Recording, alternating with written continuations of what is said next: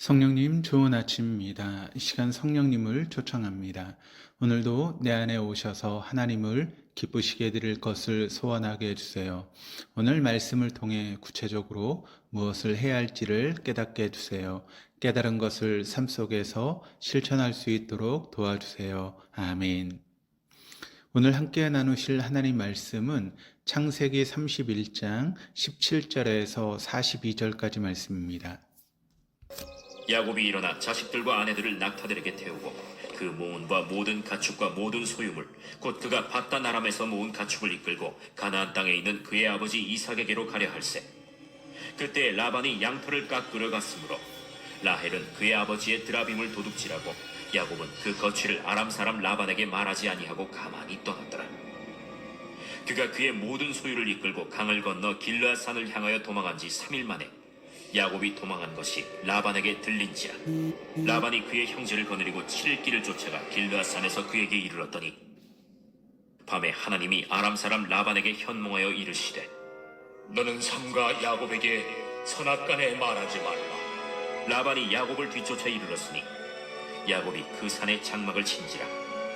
라반이 그 형제와 더불어 길르앗 산에 장막을 치고 라반이 야곱에게 이르되 내가 나를 속이고 내 딸들을 칼에 사로잡힌 자같이 끌고 갔으니 어찌 이같이 하였느냐?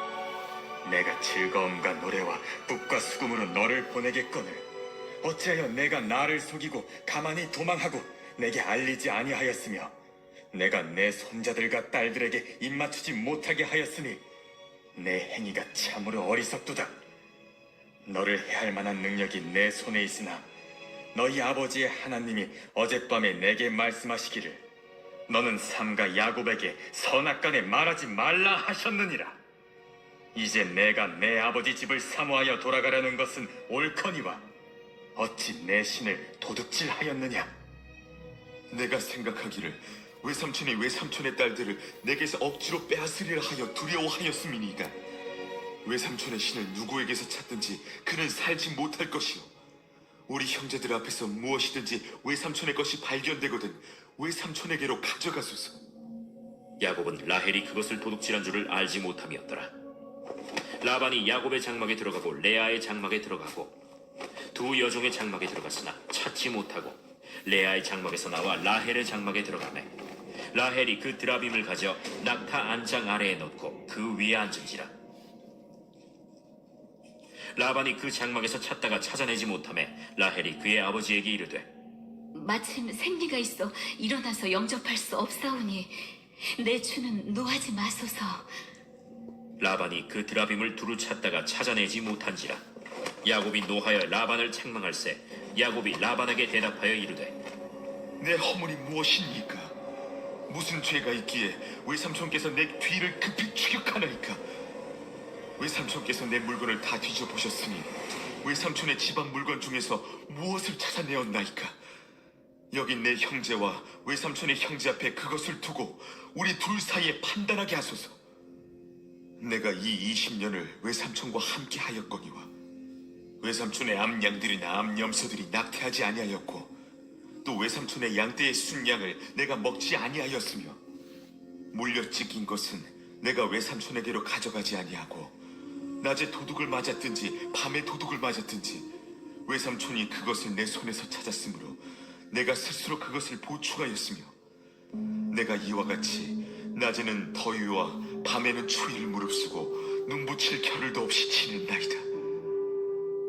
내가 외삼촌의 집에 있는 이 20년 동안 외삼촌의 두 딸을 위하여 14년 외삼촌의 양떼를 위하여 6년을 외삼촌에게 봉사하였거니와 외삼촌께서 내 품삯을 10번이나 바꾸셨으며 우리 아버지의 하나님 아브라함의 하나님 곧 이삭이 경외하는 이가 나와 함께 계시지 아니하셨더라면 외삼촌께서 이제 나를 빈손으로 돌려보내셨으리이다마는 하나님이 내 고난과 내 손의 수고를 보시고 어젯밤에 외삼촌을 책망하셨나이다.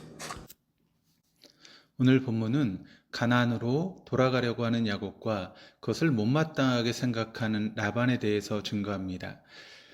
야곱은 20년 만에 고향 가나안 땅 아버지 이삭의 집으로 향하려고 하고 있습니다. 아마 야곱은 심장이 두근두근하고 설렜을 것입니다. 17절, 18절 말씀 이렇게 증가합니다. 야곱이 일어나 자식들과 아내들을 낙타들에게 태우고 그 모은 바 모든 가축과 모든 소유물 곧 그가 밧단 아람에서 모은 가축을 이끌고 가나안 땅에 있는 그의 아버지 이삭에게로 가려할세. 일어나다라고 하는 것은 어떤 일을 행하기 위해서 굳은 결단을 하고 행동에 옮긴다라고 하는 의미입니다. 야곱은 아내들의 동의를 얻자마자 가나안으로 향하는 것을 실행에 옮겼습니다. 그때 라헬이 무엇을 하였는지를 이렇게 증가합니다. 19절에서 20절입니다. 그때 라반이 양털을 깎으러 갔으므로 라헬은 그의 아버지의 드라빔을 도둑질하고 야곱은 그 거취를 아람 사람 라반에게 말하지 아니하고 가만히 떠났더라. 라반은 양털을 깎으러 나갔고 라헬은 아버지의 드라빔을 훔쳤습니다. 그리고 그 틈을 이용해서 야곱의 가족은 몰래 도망을 갔습니다. 당시 양털은 겨울이 지난 뒤 기온이 올라가는 봄에 깎았고 목축하는 사람에게 양털 깎기는 농사 짓는 사람에게 추수하는 것과 같았습니다. 그래서 양털을 깎는 일에는 모든 가족이 동원되는 것은 물론 사람을 사기도 했고 보통은 3일 동안 이어졌고 잔치를 열었습니다. 21절 22절입니다. 그가 그의 모든 소유를 이끌고 강을 건너 길라앗산을 향하여 도망한 지 3일 만에 야곱이 도망한 것이 라반에게 들린지라. 야곱이 도망한 지 3일 만에 그 소식이 라반에게 전해졌습니다. 그것은 라반이 야곱과 계약을 맺으며 두 사람 사이가 사흘길이 되도록 했기 때문입니다. 즉 누군가가 라반이 심어놓은 사람이 야곱이 도망가자마자 라반에게 달려가 그 소식을 전했던 것이었습니다. 23절입니다. 라반이 그의 형제를 거느리고 7일 길을 쫓아가 길라앗산에서 그에게 이르렀더니 라반이 그의 형제 일가 친척들을 동원해서 야곱을 7일 동안 추격해서 야곱이 보이는 곳에 도착했습니다. 그러니까 야곱은 10일 동안 도망을 간 것입니다. 야곱이 떠난 밧단 아람과 그가 도착한 길라앗은 약 480km 정도라고 합니다. 그러니까 야곱은 매일 48km 정도를 도망간 것입니다. 부산에서 서울까지가 약 400km가 됩니다. 조선시대의 과거를 보려고 하면 한 2주 정도 걸어야 했다라고 합니다. 그러려면 매일 25km에서 30km씩을 걸어야 합니다. 그런데 야곱은 10일 만에 480km를 도망갔습니다. 그것도 청장년들만 있었던 것이 아니라 아이부터 노년까지의 사람이 다 있었고 가축까지도 있었습니다. 그러니 얼마나 야곱이 열심히 도망갔는지를 우리가 알 수 있게 됩니다. 그리고 라반은 하루에 70km씩을 쫓았습니다. 라반이 복수의 칼날을 깊이 갈았다라고 하는 것을 알 수 있게 되는 그런 대목입니다. 아마 걸어서는 그렇게 갈 수 없고 말이나 낙타를 타고 추격했을 것입니다. 마침내 야곱 일행이 시야에 들어오게 되었습니다. 그러자 일단 추격을 멈추었습니다. 눈에 보이기 때문에 내일 또 쫓아가면 되었기 때문입니다. 그런데 그날 밤에 하나님께서 라반의 꿈에 나타나 말씀하셨습니다. 24절입니다. 밤에 하나님이 아람 사람 라반에게 형몽하여 이르시되 너는 상가 야곱에게 선악간에 말하지 말라 하셨더라. 하나님께서 아무것도 말씀하지 말라고 하셨습니다. 선악간의 문자적인 의미는 선으로부터 악까지입니다. 즉 야곱이 너에게 가장 잘한 일부터 가장 못한 일까지 아무것도 말하지 말라라고 말씀하시는 것입니다. 25절에서 26절입니다. 라반이 야곱을 뒤쫓아 이르렀으니 야곱이 그 산에 장막을 친지라. 라반이 그 형제와 더불어 길라앗산에 장막을 치고 라반이 야곱에게 이르되 내가 나를 속이고 내 딸들을 칼에 사로잡힌 자같이 끌고 왔으니 어찌 이같이 하였느냐. 마침내 라반은 야곱을 따라잡았고 그 곁에다 장막을 쳤습니다.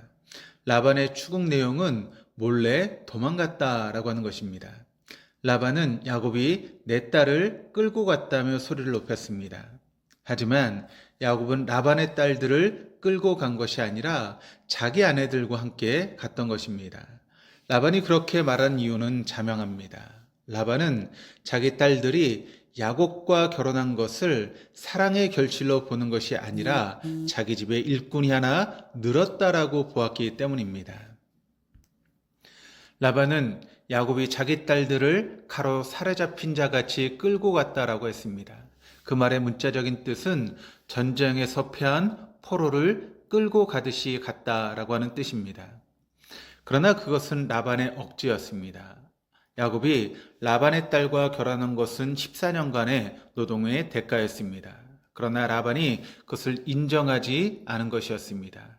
또한 14절에서 16절을 보면 딸들이 아버지에게 대해서 이렇게 말하기를 우리는 아버지에게 받을 유산도 없고 아버지는 우리를 팔아먹었고 우리에게 줄 돈도 가로챘다라며 자발적으로 지금 야곱을 따라 나섰던 것입니다. 라반이 도망가는 야곱을 또 그렇게 먼 거리까지 악착같이 추격한 더 중요한 이유가 있었습니다. 30절입니다. 이제 내가 내 아버지의 집을 사모하여 돌아가려는 것은 옳거니와 어찌 내 신을 도둑질하였느냐. 그것은 야곱이 라반의 드라빔을 몰래 도둑질하여 갔다라고 하는 것이었습니다. 그렇다면 라헬은 왜 아버지의 드라빔을 훔쳤을까라고 하는 질문이 생깁니다. 드라빔은 점을 치는 기능이 있었습니다. 라헬은 자신과 남편이 도망을 가는데 드라빔이 자기네들의 도망가는 길을 아버지에게 알려주면 어떻게 하나라고 하는 두려움도 있었을 것입니다. 또한 당시에 상당히 가격이 나가는 우상이었습니다. 자기 남편 야곱이 아버지에게 착취당한 것에 대한 보상 심리 때문에 가지고 왔다라고 말하기도 합니다. 무엇보다도 그들이 출발한 밧단 아람에서 가려고 하는 가나안까지는 약 800km나 되었습니다. 그 먼 거리를 가는데 라헬은 두려웠을 것이고 드라빔이 자신과 가족들을 보호해 줄 것으로 생각했기 때문이었을 것입니다. 야곱은 라헬이 드라빔을 갖고 왔을 것이라고 전혀 생각하지 않았습니다. 그래서 혹시 그것을 찾으면 그 사람은 살지 못할 것이다라고 단언해서 말했습니다. 그래서 라반의 수색이 시작되었습니다. 33절입니다. 라반이 야곱의 장막에 들어가고 레아의 장막에 들어가고 두 여종의 장막에 들어갔으나 찾지 못하고 레아의 장막에서 나와 라헬의 장막에 들어가매. 라반의 수색 순서는 야곱, 레아, 두 여종 그리고 라헬이었습니다. 이 순서는 의심이 많이 가는 사람에서 적게 가는 사람이었습니다. 라반도 다른 사람은 몰라도 라헬은 갖고 가지 않았을 것이라고 생각한 것이었습니다. 하지만 라반은 라헬이 자기와 똑같다라고 하는 것을 몰랐습니다. 라반은 야곱 가족의 장막 속을 다 뒤졌지만 드라빔을 찾지 못했습니다. 그 이유가 이러했습니다. 34절입니다. 라헬이 그 드라빔을 가져 낙타 안장 아래에 넣고 그 위에 앉은지라 라반이 그 장막에서 찾다가 찾아내지 못하매. 라헬은 드라빔을 낙타 안장 아래에 숨겼습니다. 35절입니다. 라헬이 그의 아버지에게 이르되 마침 생리가 있어 일어나서 영접할 수 없사오니 내 주는 노하지 마소서 하니라. 라반이 그 드라빔을 두루 찾다가 찾아내지 못한지라. 라반은 낙타 안장 아래는 찾지 않았습니다.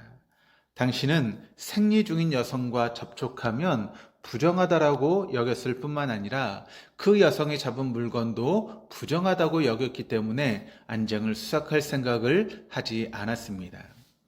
그런데 라헬이 드라빔을 훔친 것은 그것의 도움을 받기 위해서였습니다. 그런데 그 드라빔을 깔고 앉아 있습니다.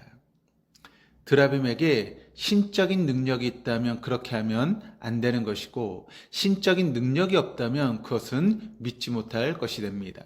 그럼에도 깔고 앉기도 하고 믿기도 합니다. 얼마나 모순된 행동입니까? 야곱은 드라빔을 찾지 못한 라반에게 불같이 화를 내며 왜 나를 급히 달려 드십니까? 라고 항의했습니다.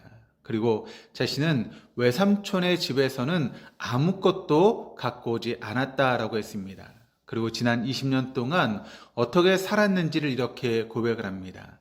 38절입니다.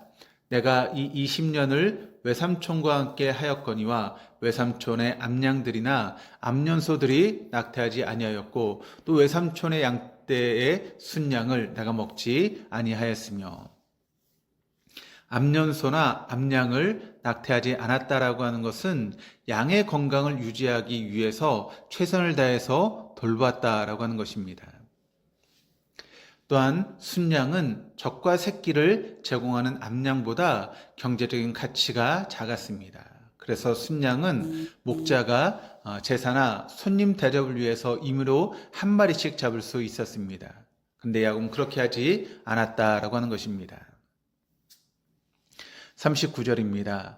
물려뜯긴 것은 내가 외삼촌에게로 가져가지 아니하고 낮에 도적질을 맞았든지 밤에 도둑을 맞았든지 외삼촌이 그것을 내 손에서 찾았으므로 내가 스스로 그것을 보충하였으며 당시 맹수가 와서 가축을 죽이는 것과 같은 일은 목자가 책임지지 않는다라고 계약서에 넣었다라고 합니다. 그러나 야곱은 맹수에게 물려찢겨 죽는 것도 자신의 책임으로 돌려서 배상했다라고 합니다. 뿐만 아니라 도둑 맞은 물건을 물어내야만 했습니다. 그것은 바로 라반이 청구했기 때문이었습니다. 라반은 가축들이 손해가 있을 때마다 야곱이 책임지지 않아도 되는 것을 손해배상을 청구했던 것이었습니다. 그런 상황에서 야곱은 낮의 더위와 밤의 추위와 싸우며 눈붙일 시간이 없었다라고 합니다.